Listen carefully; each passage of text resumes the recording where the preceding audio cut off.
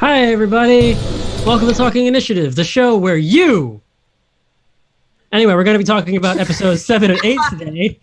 But before we do that, I'm going to hand it over to Josh for a little special announcement that he's going to handle right now. Yeah. So anyone who's been paying attention to our Twitter or Discord or anything along those lines, you've seen that we had a comic made by the game people at Wildermyth, where they reached out. They wanted to do a comic in their art style for the game, and ask us if we want our characters represented. And of course, I said, yeah, of course we would. And they handed it back over, and it's awesome. So because of that, they gave us a key to give out to people. So we did like a little retweet thing on Twitter, and the winner of that is Lilith. Lilith is a longtime friend of the show. She ended up coming with us to Gen Con as well when she was visiting. So I'll pass that key over to you, Lilith, when we are done with the stream. Yay! But for those of you who didn't see the comic, I have it prepared here. So we got a little page 1 here. This is from episode 1, where everyone started meeting, where Nick, who is unfortunately not here today, but it is a birthday, so reach out to him and tell him happy birthday. This is when him and Moose were coming from one side, and Surreal and Mortimer were coming from the other, and we thought it'd be fun to share Barty and Flock's relationship on page 1 of any comic ever made, because why wouldn't we? So there you got page 1. You got page 2 over here, where we got a little bit of Moose's lonership of not wanting to meet anybody else, and Mortimer not very confident in Barty's bardic abilities, which I learned that he is actually very talented. And then we have page 3 over here, where we got to meet Zell's very calm personality, and how we all dealt with that. So thank you to Wildermyth for working with us to make this comic. We have it up on the website for anyone who wants to see. It's in the Discord. It's on Twitter. And go check out the game. The game comes out, let me make sure here, comes out November of this year for Steam Early Access. And a little blurb about it: Wildermyth is a myth-making tactical RPG. You can control a party of random heroes who grow old, transform, fall in love, die, and come back in your next campaign. And I started the game, so you get to create like a little initial party, and you get to see how that party interacts, and you get to choose what kind of pathway that relationship will take. So yeah, go check that out. And back to you, John. Cool, thanks. Before we continue on, Raph says that, Josh, you are exclusively only in his left ear. So you're having some audio issues, potentially? Oh, well, no, well... What? I don't know why. It shouldn't be. Maybe his right ear just really doesn't like Josh. Oh, that could be it. That's possible. His right ear that could be it. That's possible. His right ear that could be it. That's possible. His right ear that could be it. All right. I hear myself in both, so I'm not quite sure what's going on. But I'll keep taking a look, Raph. Thanks for letting me know. So yes, as you can see, Drew and Nick are not here today. We are two-thirds, that's math, of taking initiative today, and this will be the episode you realize that we are worse off without Nick. Yes. So yeah, episode 7 and 8, guys. Lots of stuff happened. Lots of things. Lots of fighting. Lots of RP. Let's discuss. So episode 7, y'all got in a fight because we learned, or actually we didn't really learn, but we are reinforced with the fact that Moose has an itchy trigger finger. Yes.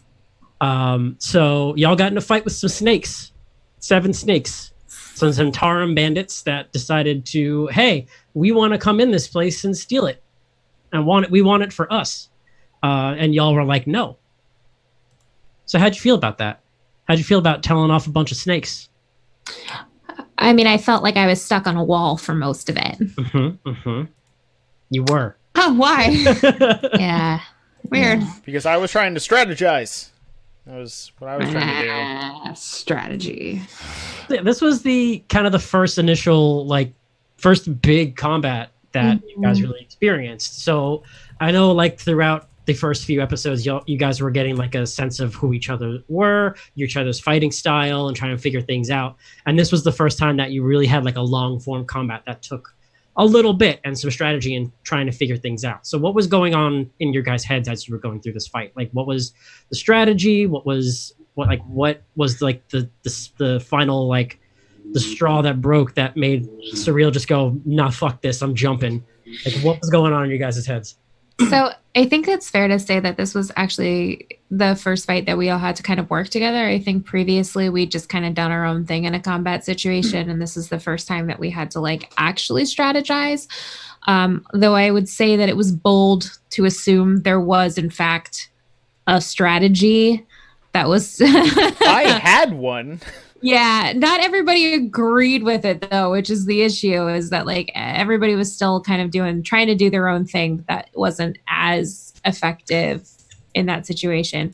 Are you looking at memes, Sean? Fucking Hannah's meme. Hannah just made a TI meme. That's what I was giggling about before the stream. Where'd you put it? It's the McDonald's On meme. Twitter. It's the McDonald's meme. Oh, okay. The like triangles. Yeah, you gotta look. Anyway, continue. Anyway, I think that get off Twitter, John. It popped up on my notifications. I'm sorry. We're doing important work here. Okay, so I mean, I think that was the struggle, and I think this is actually the first time that for me, I was put into a place where like most of my characters in the past have been like somewhat proficient in ranged, and like this was the first time with Surreal I was put in a position where that was not what was happening. And that was a struggle for me as a player because I wanted to try and like follow along with the strategy of doing like staying up and not doing it and hedging my but like for Surreal, she should have jumped off the wall way earlier. Yeah. We were all like, oh no, Surreal, you don't have any ranged attacks. But you did. You did have a ranged attack. You actually had 2 types of ranged attacks. I mean, I think the frustrating thing about the ranged attacks, though, is that my javelins weren't doing, I think, very much damage, and it was hard to hit them. You didn't throw any. I sure did. Thank you. I thought you didn't. I did. I did throw javelins, but I only had a set amount of them, so I didn't want to throw all of them and lose them. Yeah. I think it's also like a weird miscommunication where you were like, I don't want to waste my javelins, and you were thinking that after you throw them, they would be gone forever. Yeah, that was the other thing. Like, no, you could just go get them. Yeah, that was like a weird thing with like I've never had a character that had that kind of like You thrown never had to keep weapon. track of ammunition kind of thing. So it was one of those things where I just assumed that the second that javelin left and like punctured somebody, it was broke as a joke and I wasn't going to be able to use it again. And then the other thing is that I had Ray of Frost, but spell casting breaks your rage. Mhm. So I had like after my first Ray of Frost, I had raged, and then I got into the thing of like, well, if I can cast Ray of Frost, I'm gonna lose my rage. And at level 1, level 2, you only have like 2 rages. Mhm. So I was like, I don't fucking waste my rage. I just got it. Raph is right, by the way. You definitely did throw a javelin because we got into the description of rage not carrying over to thrown damage. Yeah, that was the other thing. So, yeah, so there was definitely like a Morgan interfering with what the character should have done. Sorry. Surreal. It happens. I mean, we won. There's a possibility that if you jumped down sooner, you may have died. Potentially. Yeah. Don't know. I think we could have handled it. All in all, in the end, though, it worked out. You guys, your strategy seemed to work, kind of kept them at bay for a while. Given the cover that you guys had on top and the high ground, thanks, Anakin. You guys were able to like have that cover and not get hit with as many shots. You didn't take as much damage. It worked out. Yep. Mortimer was a little, I think, frustrated, mostly because his background tends to, like, we know now that he was part of the City Watch in Waterdeep. His background is all about okay, here's the tactics. We're going to go in like this. We're going to make sure that we are efficient in how we handle it. And so far in this preliminary party situation, we have failed at group tactics sticking at almost every time. So Mortimer was having a rough time trying to acclimate to a new group of people.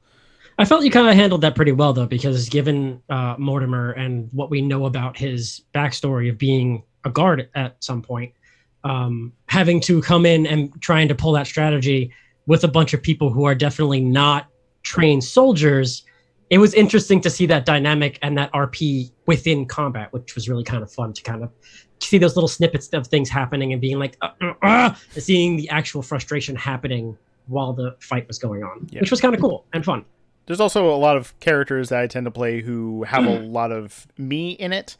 Like I love chess and tactics and strategy, so building a character around that helps me, use that in another way.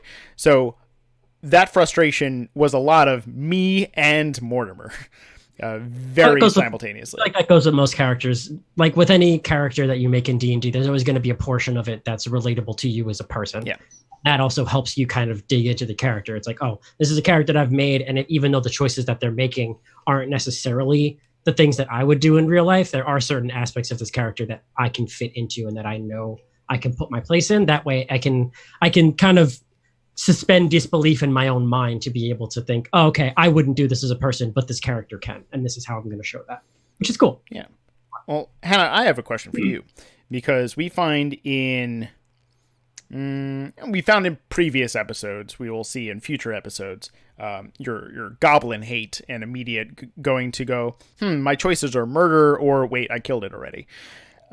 So we saw that for goblins, but with the fight with the humans, you also were very trigger happy on that front too. So is there something with Moose that is just impatience, or is it something that towards humans as well? Or so with that, and I must not have conveyed this appropriately, I think Moose was more afraid of what was going to happen. Oh, I didn't get that at all. Yeah, I think she was very tense and anxious about it. And I don't think we've really delved into it yet this early, but Moose definitely has a sense of like needing to protect things. So if she is, with this posse, then she has some responsibility to protect them. And she did not see this going well if whatever his face was going to do, if that was going to happen before she killed him. Yeah. What was his name? Zanzibar? Sulkin? It was Zazagabor. There we go. Said Yes. within the show, yes. Yeah. So I think that was more fear, because a lot of, even I forget this a lot. Moose is not old. She is not well versed in the world and like strategy and chess and whatever. So she is reacting, like she's very reactive. I will say that's the one thing that I kind of picked up on with Moose throughout the beginning, was that the way you played her almost felt like she was still that teenager. Yeah. Of like, I'm rebelling because I'm a teenager, but also things scare me, but I have to hide my emotions so that people think I'm cool. And people don't see that. Like that's exactly what Moose feels like to me, is that person of like, I will shit my pants, but also at the same time, I'm not going to let you know about it. Yeah. I mean, she has very strong motivations, but I mean, and I'm sure we will see a lot of that later. Yeah. But she's very frightened. She's very protective. She's very not entirely sure that she wants to be in this. And after shooting this dude, I think that is a pretty like solid moment for her of going, oh, okay, I guess I'm in this. Yeah. Oops. Yeah. Now, Moose is what, 17, 16? 19. Okay. Yeah.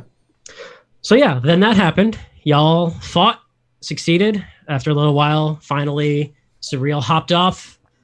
Zell joined to the other side. I believe Barty went over there as well, and you guys picked off the remains of the Seven Stakes, and that was where that episode ended, with that, I believe, with the ending of that fight. Yeah. Mm-hmm. And then the next episode happened, which was all RP, and it was great because you guys ended up taking the Seven Snakes, the remainder of the Seven Snakes, which I think was 4 of them left, or 3. The 4 snakes. The 4 snakes left. 7 minus 3 snakes. And you fucking bound them up, took them in to the town, and threw them in jail with their friend Kella, who you met previously, and you also locked her in jail. So there was a lot of moments in this episode that I think were very important to kind of show for each of your characters. And that in Mortimer, you being like I am going to interrogate these people and I'm going to do these things, and then Moose hopping along being like, I don't know what I'm doing, but I want to do it too. Yeah. And that was a really kind of fun RP moment for the two of you, was that whole interrogation sequence and kind of figuring things out. So tell me about that. Talk about that. Tell me what was going on. Well, I knew I was about to get into Hannah. I'm curious what you thought going into it, because you've seen Mortimer being kind of like the good guy, and then all of a sudden threatening to chop someone's hand off. So I was curious how you picked up on that. Moose had big old heart. Yeah, It's true. Little heart bubbles. Not only was that some of my favorite RP of like, so far, but that was definitely and still is one of my favorite like Moose and Mortimer interactions. Same. Especially after the interaction of you being in the shop. Yeah. where you were Yeah. getting reprimanded, and then being like, wait, you're the man that just reprimanded me? What is going on right now? Yeah. So I think that was a lot of it. I think she was feeling a lot of like, oh, maybe this dude isn't like just this hard ass like cop. Maybe he's actually like got a little like morally gray area in him that she could work with. And I think she wanted to see that. And I think she also really just wanted to learn how to torture somebody. Yeah. I mean, I think that's interesting of like Moose seeing something and someone she could relate to in Mortimer that she had not yet seen, instead of being like, God, Dad, like, ew, like that kind of like that stuff, more being like, oh, actually, maybe this is a person who can relate to me and I can relate to. So that was interesting. Yeah. Also, I don't know, Josh, if you wanted to talk about it a little bit more. I would say, like, I was talking to, I think it was C-Tate about this, C-Tate in our Discord, of kind of how it was playful for the first couple of episodes, and then all of a sudden I went into torture mode. Yeah. And it was a complete shift in tone, which I'm perfectly okay with. I'm, as we saw in Strahd, I'm not afraid to kind of go to a darker place with it. But for Mortimer, I would say that from things we haven't discovered yet, that was a very in-character way of handling what was going on, and not just vastly different for the sake of being different or for wanting to torture. There was a lot of questioning himself, which we saw afterwards when he was talking to Moose, that Mortimer was not exactly on board with everything that he did, but felt it was kind of like a necessary thing to do. Hopefully we go into that at a future point. But I really enjoyed that scene a lot. And we said in previous episodes that the chats between Moose and Mortimer are some of my favorites as well, because we get two very different personalities and how they interact and how they can work and how they can't work at the same time. I was a real big fan of that. I also really enjoyed like how awkward that was at the end, because it was a very unsuccessful torturing. Yeah. Yep. And there was a moment where Moose and Mortimer were just like, okay. Okay, go team. Goodbye. Well, I mean, I think that was also interesting for me to watch, because again, like, I'm everybody's lawful good paladin at heart. And so like a good portion of like watching Critical Role for me is me going, war crimes, like you can't do that. Those are war crimes. And so this was the first time I think that happened in my own podcast, where I was like, I had a feeling like I removed Surreal from that situation, because while Surreal probably wouldn't have too terribly strong feelings about it, I would have. And that probably would have caused, I'd done enough grappling with what Morgan wanted and what Surreal wanted that episode. So like, or the previous one. But I think the other thing is, can we mention this, that we had to retcon something that happened in that torture scene? Yeah. You killed him. yes. Yes. That was a rules disagreement that we had. Yes. Yeah, we had a little bit of a disagreement, because he technically did bring Zulkin down to 0 hit points. He technically did slightly die. Yeah, like he was down to 0 hit points, and in the rules, anybody who's not a PC, usually just if you hit 0, that's it, they're dead. Right. Which I wanted to do non-lethal damage as a warning shot. Arrow, it's it was a difficult thing to kind of figure out how to do non-lethal damage with an arrow. So we ended up just being like, all right, whatever, you can do what you want.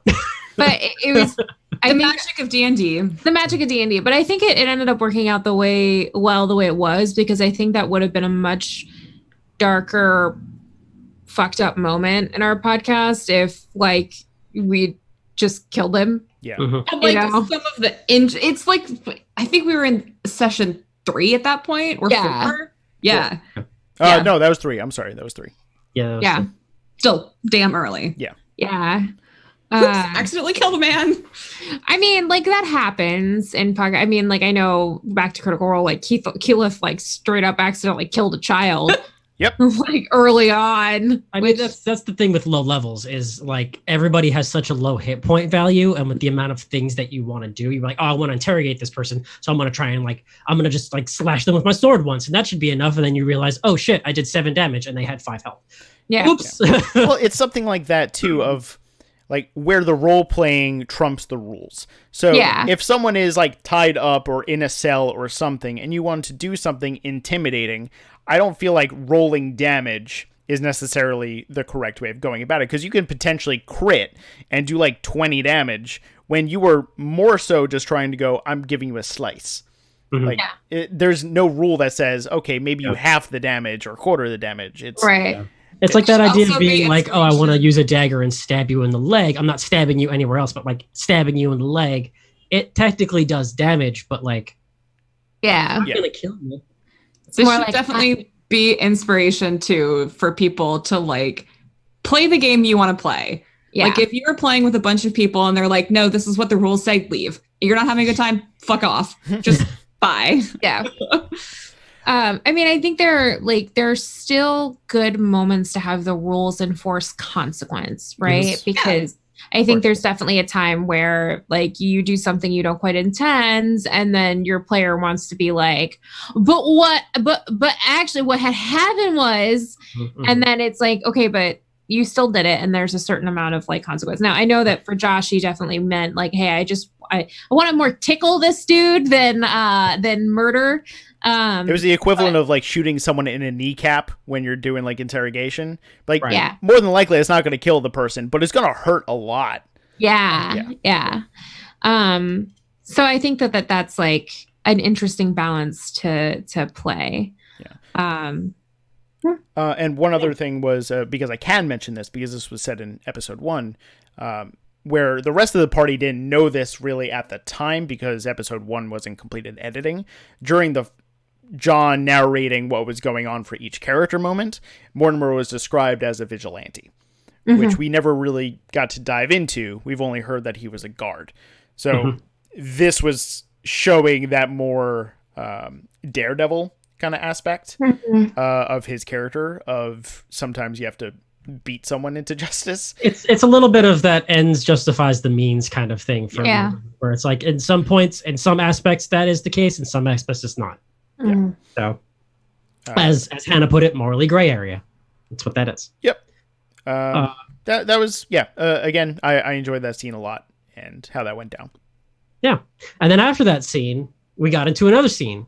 And I'm a little upset that Drew's not here because we basically just give his entire backstory to Zell and who he is and what was happening. And you guys discovered for the first time that the book that Zell is carrying around with him is not a book. It's his dead mother. Well, I mean, it is a book. It's a book. Kind of. It has pages and a spine and a cover. But I guess. It's a book plus. It's a book, but you also It's a learn book plus. that it's an aspect of It's a a version of a book. It's an aspect of Ayun, Yeah. the goddess of knowledge, which you guys ended up discovering as it spoke to you, and y'all had very visceral reactions to what was happening. Let me see if I can quote it. It was nope, nope, nope, Nope, nope, Nope. nope, nope, nope, Yep. nope. That was it.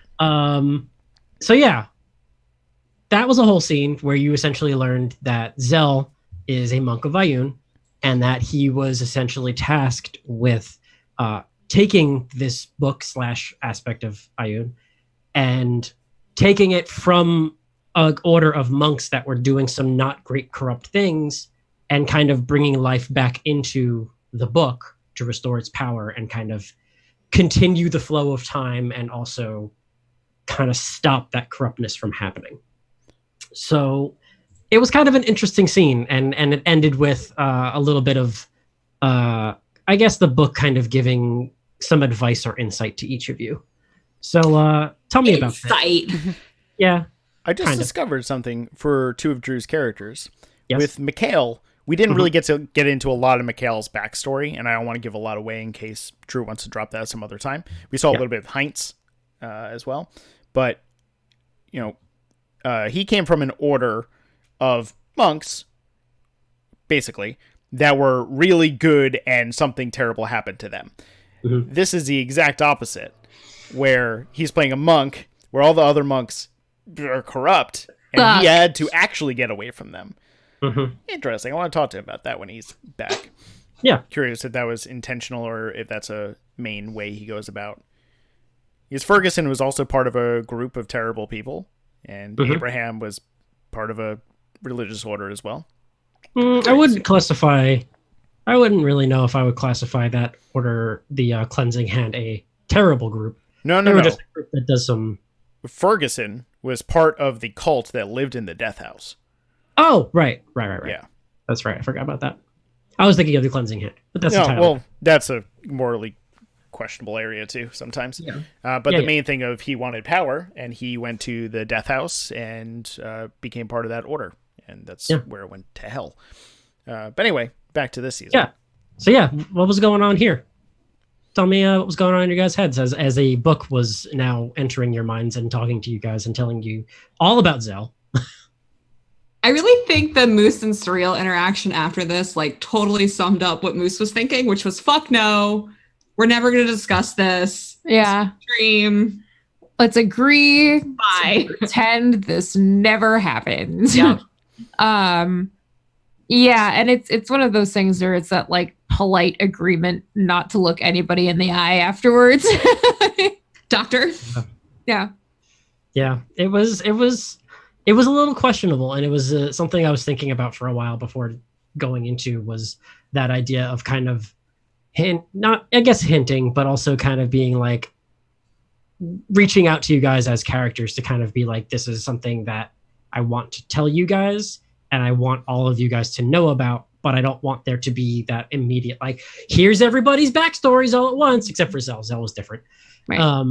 He doesn't really have much to hide. He doesn't really have a lot that he has to worry about. Zell's a very open character, and a lot of the other characters that we've interacted with so far, have been very quiet about what they want, because obviously it's still the beginning and you guys don't know each other that well. I mean, I think it can be good, right? Because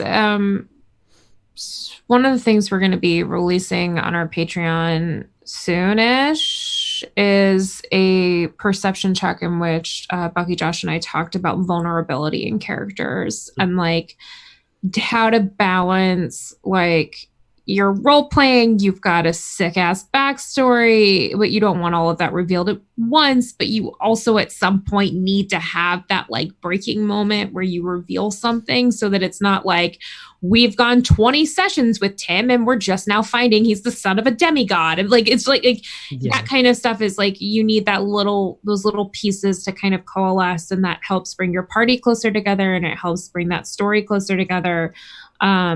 And I think that that's a good sort of, Hannah, there's a literary word for it, impetus. Impetus. Yeah. I don't think that's what you want, but whatever. It's a moment to kind of spark it. It's a trigger, I should say. Inciting? The Inciting action. Inciting, maybe. I'm going to look it up. I'm going to look it up, guys. To the climax. Nope, that's totally. The climax is totally different. But other end. Inciting incident is what leads to it's rising something. I can't remember. Rising action, maybe. I don't remember. Anyway, yeah, but yeah, it was that kind of a. Yeah. Impetus. It's a force that makes something happen or happen more quickly. Perfect. Oh, it's a catalyst. There you go. Yeah. Catalyst. Yeah, it's not a catalyst. That's not what that word means.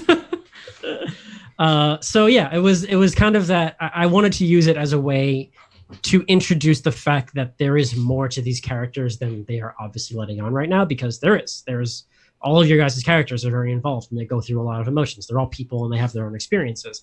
And it was kind of that trigger of like, hey, just because you see someone at face value, there may be something going on in the background that you don't know about. And it may not be something you want to discuss right now, or may not want to discuss ever, but it's something that you can look at another person and go, okay, I can kind of take myself a little bit out of the situation right now and judge you not at face value, but realize that there's more going on that I don't know about and I don't need to know about to know that you're a person and you deserve respect or whatever it is that you deserve. I think, all right, so Mortimer is not magic focused, which tends to be my main go-to for characters. So for this event, Mortimer was like, I don't know what the hell just happened. This is not something I understand. This freaked me out. And kind of with that all-powerful bit of that book of being able to talk to all of us, I feel like the book could have had a little bit more discretion when mentioning personal details about us, especially if it's like, hey, whatever you did, it's okay. But like, that could have just been for me. Everyone else didn't need to hear that.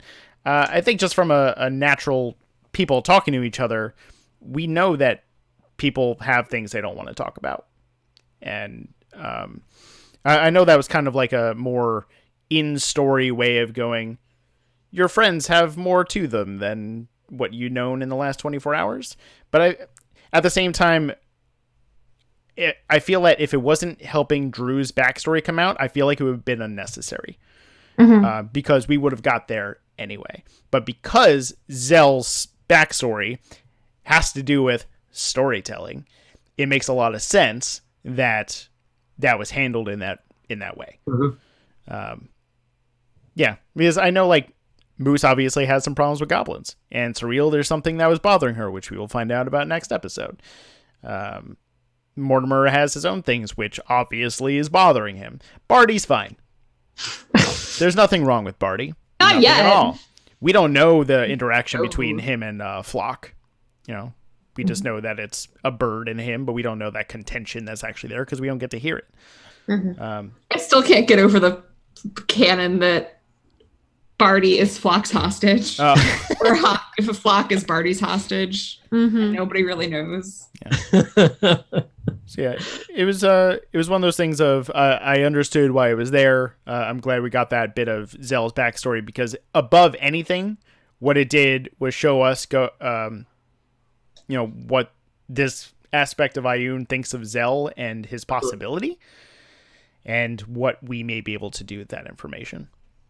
Yeah. Sorry, Bucky. No, go ahead. Like you were saying, it is a really good window into introspection that you don't really get in a game like this because there's not really a whole lot of opportunity for people to like explain their inner like private thoughts and life and things like that. And there's only so many ways that you can put that into action or to whatever the character is saying or whatever they're doing.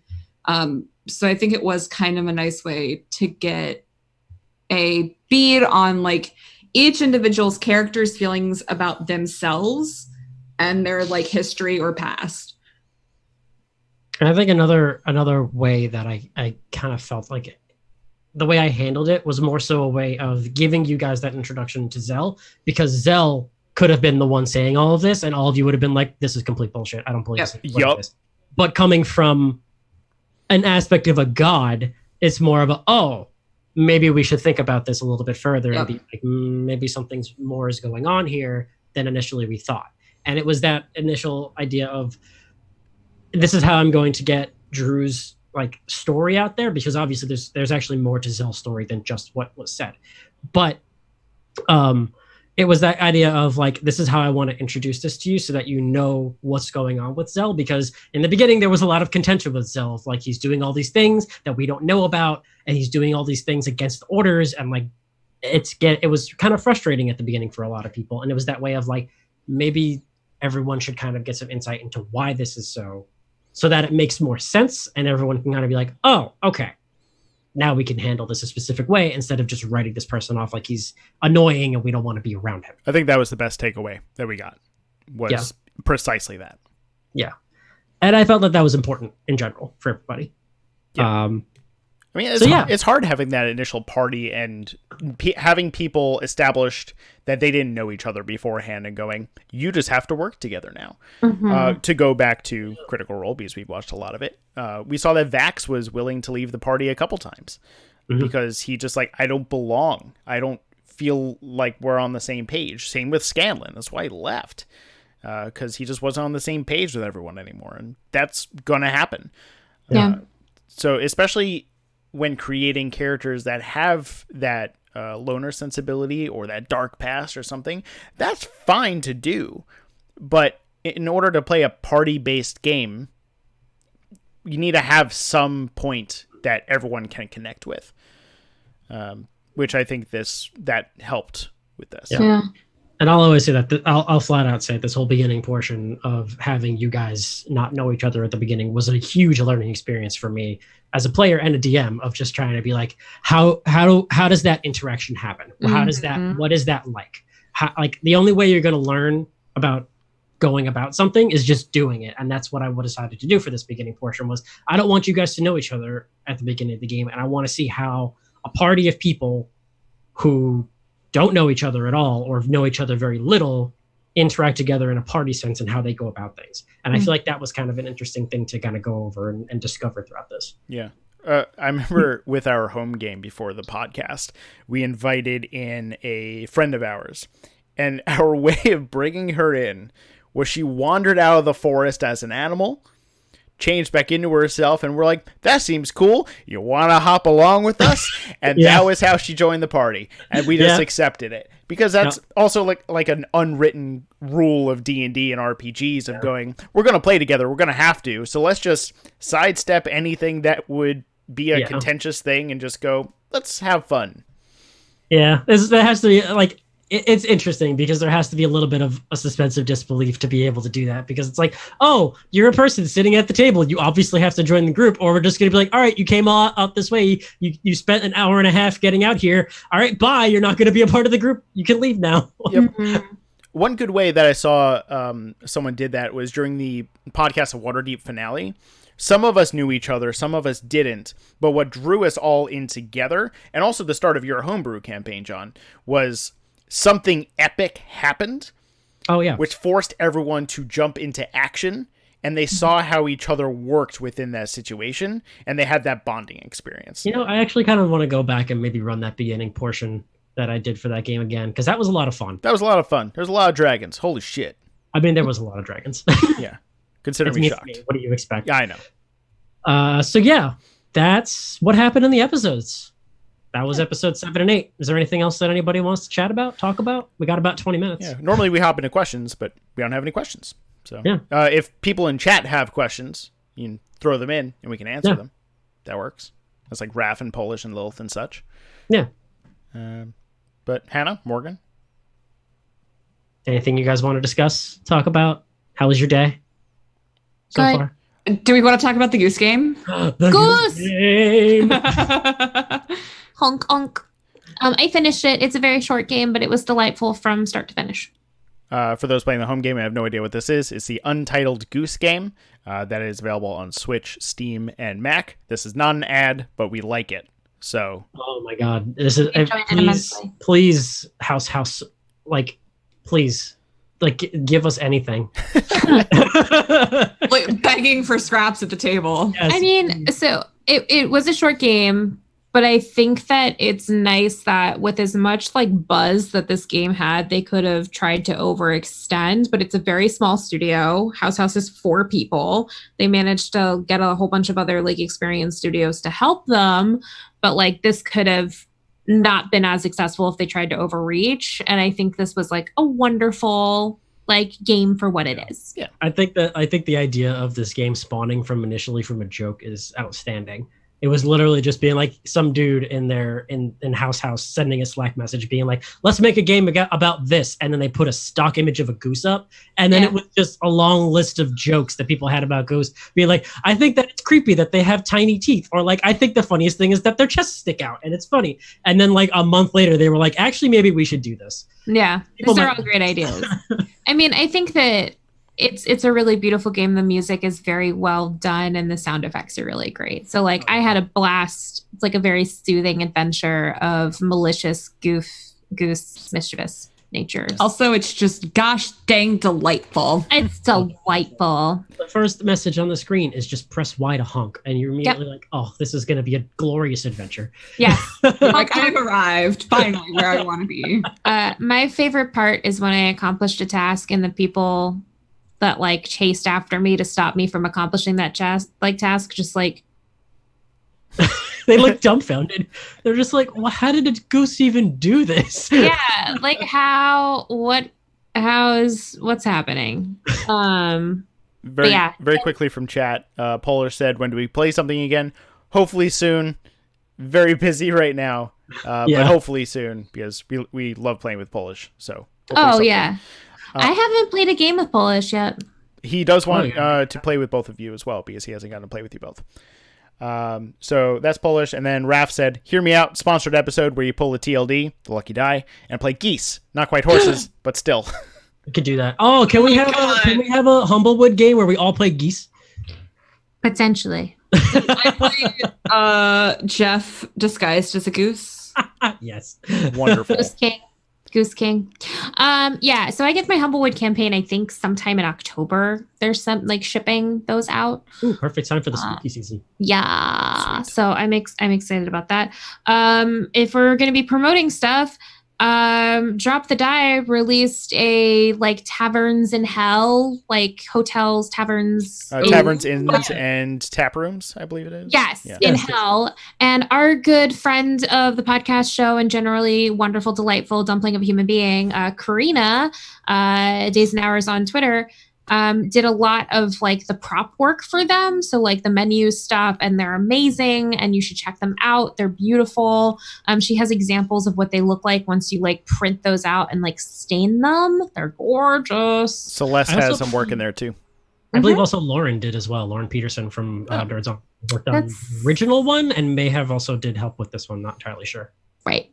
Yeah. So that's good stuff. Yeah, JB put in quite a lot of work into that. And apparently it's one of the best-selling things on the DMs Guild. So there's the original and then the one in hell for Descent into Avernus. And I'm pretty sure if you go on his Twitter, there are like discount coupons. Go check it out. Yeah. That's at Drop the Die for that. Yeah.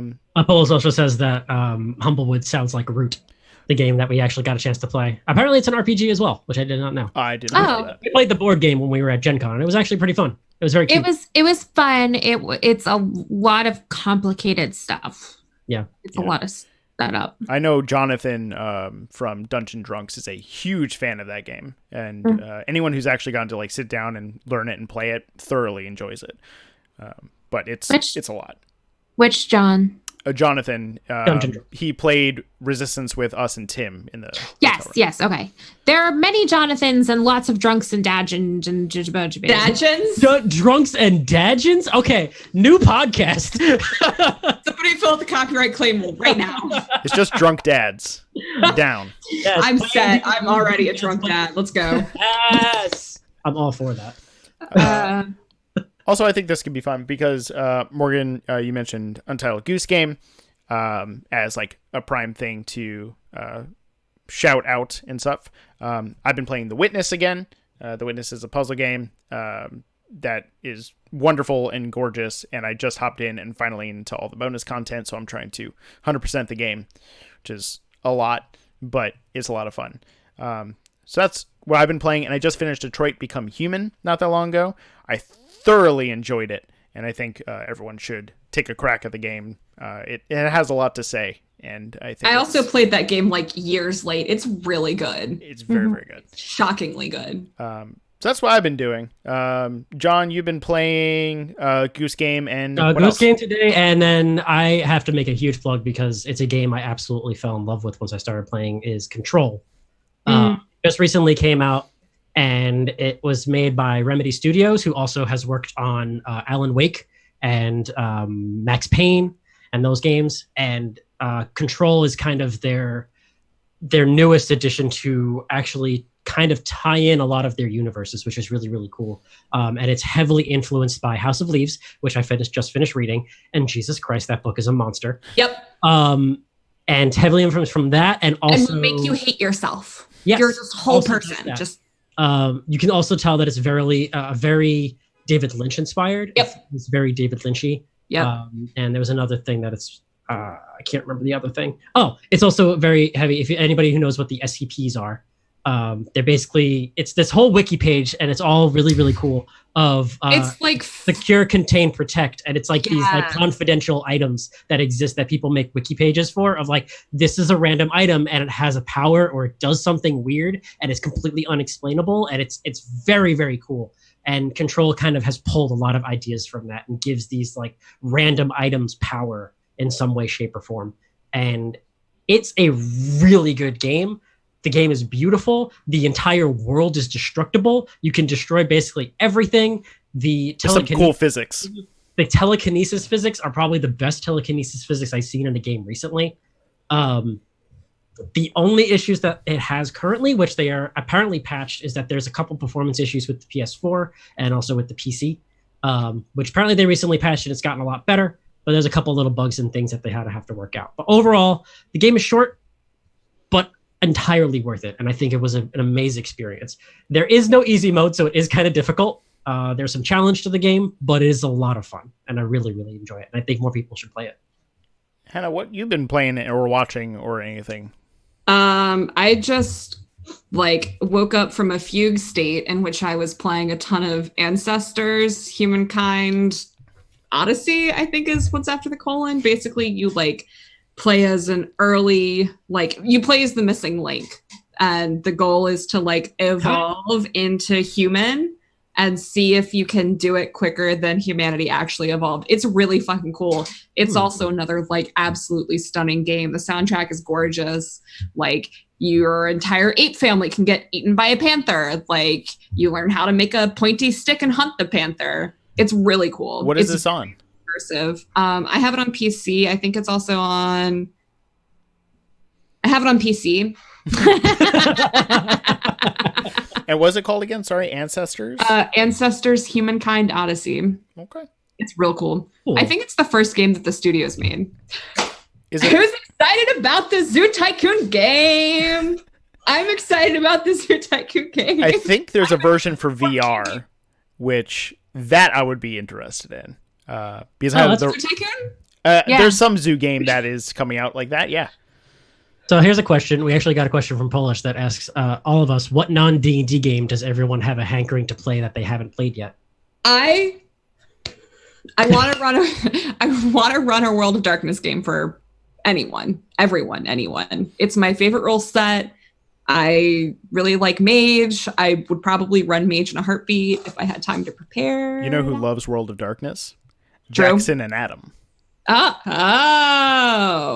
That was... Get those Aussie boys involved. Someone might have to make a Skype call, a very broken, not Wi-Fi filled Skype call. They've been streaming lately, so I think their internet may be a little bit better now. But the episode... It's because their internet's upside down. They can't help it. That's true. The episode that I recorded with them when we were out. at D&D Live, the two games they talked about homebrew stuff was World of Darkness. I think that was either Jackson's or Adam's first initiation into tabletop role-playing. It was mine too. Yeah, I started with Vampire, I think. Cool. Yeah, I haven't gotten to play that yet. Also, Sage really enjoys, I think, Mage. So there's a whole bunch of people that, yeah. Morgan, I know there's a couple you want to play. I mean, it's still technically D&D. It's like 5e rules, but Humblewood's coming out. And then eventually Stargate RPG is going to come out. And I'm going to get all up in that wormhole. You also have that Dragon Age book, don't you? I do have that Dragon Age book. That's a really good pun. Thanks. So I do have a Dragon Age RPG book that actually I think Bucky got me. So I should run that. I know Sage was going to run a game. I don't know what they're doing, but I'm excited to kind of get into that as well. I should probably take a look at that. It's been busy, y'all. Yup. We've been busy babies. True. I've been making bowls. Yep. Hannah's been a pottery goddess. That's exactly what you do too. John, what do you want to play? Oh god. I mean, I have Blades in the Dark, which I have played. I just have to actually read the book, and I want to run it for the TI crew because I think it would be a lot of fun for us. I also want to play Bluebeard's Bride, which I also own and want to play. The other one, no, Morgan's not going to play that one. No thanks. Another thing that I'm actually kind of interested to play is a one-page RPG I found a while back that I want to get a little bit more clarification on with the rules. It's a game called Wake. It's a one-page RPG called Wake about players who are all in a hospital and they're all in comas. And they're kind of roaming the halls of the hospital while in this coma in like this out-of-body experience.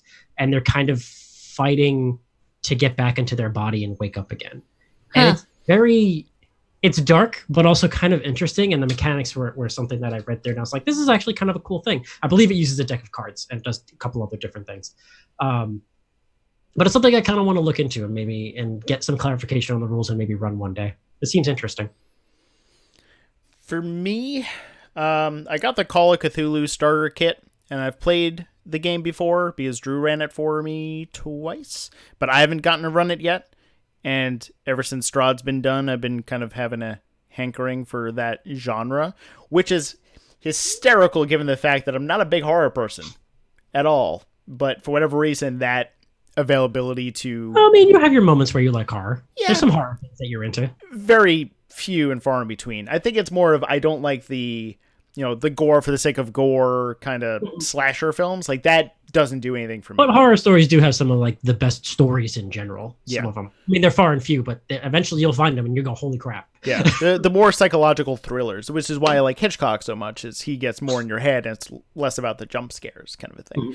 Mm-hmm. So I'd probably want to run that. Other than that, I'm not too well versed in a lot of systems. I'm enjoying D&D as it is right now. I like to jump into the different settings. Like we've dipped our toes into a bunch of different modules, from Tomb of Annihilation to Princess of the Apocalypse to Strahd to Storm Kings. I'd probably hop into a Descent into Avernus game if it was presented to me and I had the time. Because that would just be a lot of fun to do. And I found out that it's levels 1 through 13 or higher. So it's actually way longer than I thought it was going to be. Which makes sense because the monsters in hell suck. The stat block for Bell, holy Christ. If you don't know who Bell is a person who ran that layer of Avernus before Zariel did. And now he's the commander of her army. Just don't fight him. If you see him, say, I am sorry, and leave. So I would probably want to hop into that. I know it kind of diverges from the question a little bit, but that's what I'd be interested in. I also really want to play like a Dungeon World game or a Dungeon World, etc. world games. I really like that rule system. The Powered by the Apocalypse system? Yeah. Have you played Masks yet? I have not played Masks. Somebody was just talking about it in the chat. Yeah, it's probably Polish. Oh, I think he was saying Raph. the Root RPG is being made by Magpie. It's on Kickstarter right now. Okay, so the same people who make Masks is doing Root. Cool. Yeah. Also, I want to run big motherfucking crab truckers for you guys. Lilith's going to run a game of Dungeon World for us. Yeah! Hell yeah. Yay! Done. I mean, she said me, but I'm just bringing you all into this. Yeah. Or it could just be me and Lilith forever. There you go. Yeah. Another question that Raph just gave us, actually, which was also, who are some people that you'd love to play with that you haven't had a chance to? Oh, boy. Matt Mercer. No.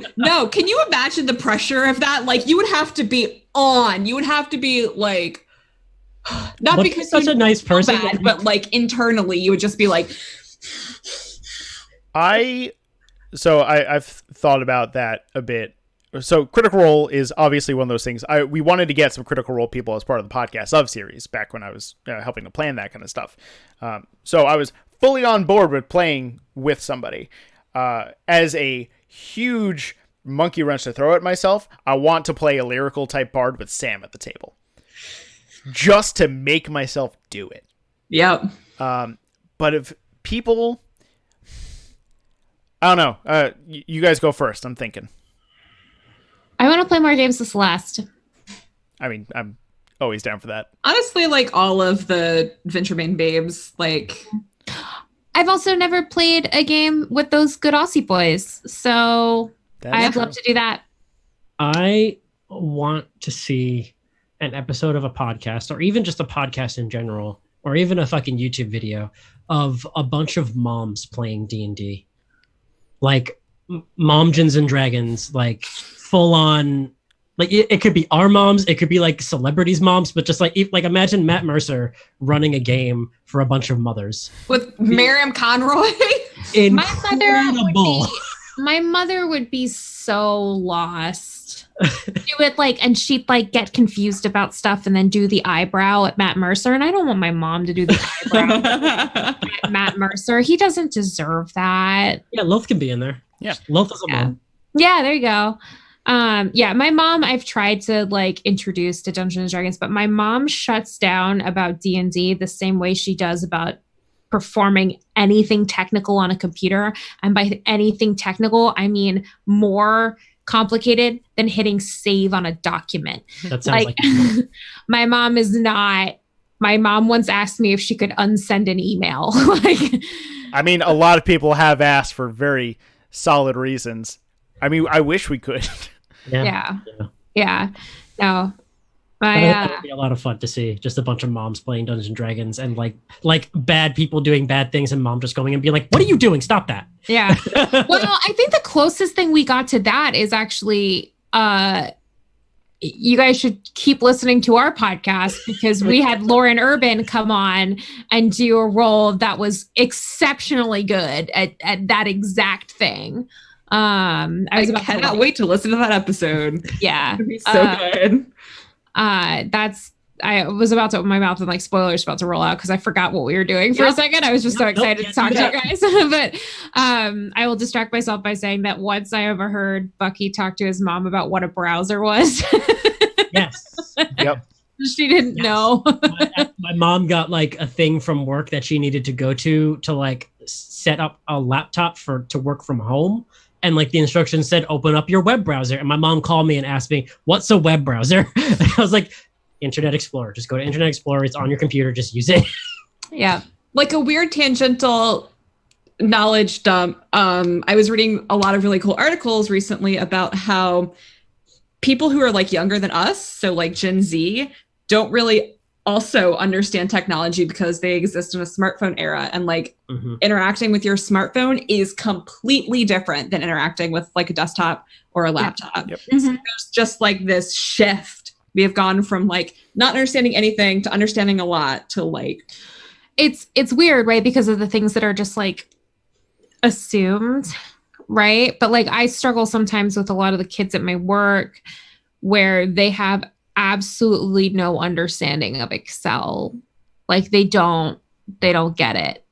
Well, yeah, but I mean, are there still I feel like Ancient asking this, but there've got to be still computer classes at school. That's usually a intro to computer information class. Yep. Which is one of the worst classes I ever took.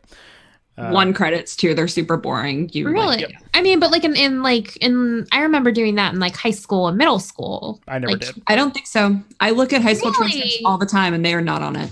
That's interesting because like I remember even going back to like middle school, I had like keyboard class. Like I like learned, we had time to like be on the computer. So that's interesting. We're maybe doing our youth. Shocking. We might be doing our youth a disservice. The reason I know Excel so well is my dad, because he was an inspector, or still is an inspector for like PC boards and stuff, and needed to have a spreadsheet of all the different pieces on the board, the resistance amount, ohms and all that kind of stuff. So when I was a kid, I used to ask my dad if I can help out with spreadsheets, because that's the exciting kid that I was. So I learned Excel just because I was helping my dad. I didn't learn it in school at all. Completely. You'd be shocked how many campaigns politically exist entirely on spreadsheets. I don't think I would. Yeah. I think I have a pretty good understanding. So much of political work either exists on Google Sheets or Excel spreadsheets. So, but this is time. It is time. It is time. I do have an answer, though. I thought about it. Yeah? I want to play with Serena. I still haven't played with her yet. Ah. So, Serena from Rivals of Waterdeep. Yep. I haven't played with Carlos yet either. So either. That'd be fun. Yeah. Yep. No. Okie dokie, kids. Also, Tim. Oh wait, no, we did play with Tim. We Oh, played yeah. game. We haven't played. But also, yes. We haven't played D&D, but yes. Yeah. And thankfully, I got to play with him in the first Beyonder game also. But I would love to play D&D with Tim. Yeah. Yeah. All right, so that's time. So thank you, everybody. So punctual. Wow. Look at that. So thanks everybody for joining us. This has been Talking Initiative. I hope you had fun. We did.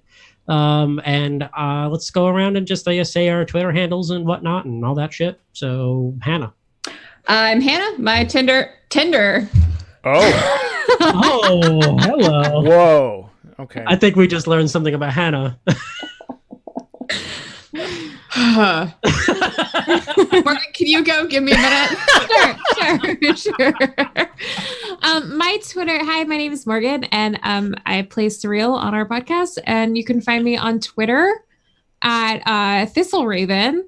And you can find me Monday nights on Pro Rush Starter's Twitch stream playing the Wonderful Teapot on our Dark Sun campaign. And that's it. That's where you can find me. That's where the good stuff is. Hannah? Yeah. Tell us Okay. about Thunder. Okay. Good enough. My Twitter handle is Tinder Organic. You can follow me mostly. I'm just like complaining about the state of American politics. Mhm. I post cute videos about like dogs who have jobs. That's cool. You can find me playing other games in other people's houses. And if you show up to them, I'm going to be very concerned and stressed out and I might call the cops. That's it. Josh. I'm Josh Perot. I play Mortimer Greaves. I am no longer on Twitter, but the handle is below. You can find some of my stuff. I'm the online editor for the show Blue Bloods on CBS, so you can watch that and see my work on there. Also, again, shout out to Wilder Myth for the comic, and again, congrats to Lilith for winning that game. I'll pass it to you right afterwards. I know you're in the chat. And make sure to check out their game. You can find information about them either on Steam, or if you go to our Twitter, you can see the tweet that we have pinned at the moment. Probably won't be pinned afterwards, but you can find all the Steam information there so you can find the game. Also, starting Monday, we will be doing some giveaways. I will not say what it is yet, but it will be announced on Monday, and we will be having quite a few giveaways and partnerships and stuff coming within the next couple months. So keep an eye out for some cool free shit. That's it. Oh, and Take Initiative is at TIPod on Twitter and then takeinitiativepodcast.com. Bucky. Hi, I'm Bucky. You can find me at Bucky_Masters. And I've been And doing a lot of work on stuff lately, but I can't really announce anything. I've been doing a lot of writing lately. So something may come out. I may release information about something I'm working on maybe at some point in the future. So wait to see. mysterious. Oh, Polish asked what my Tinder account is. Morgan, what's my Tinder? Sir. Yeah. Sir. Yeah, you can list the details. Go ahead. I don't. Okay, bye everybody. Bye. Oh wait, sorry. The stream is going. Bye. Bye.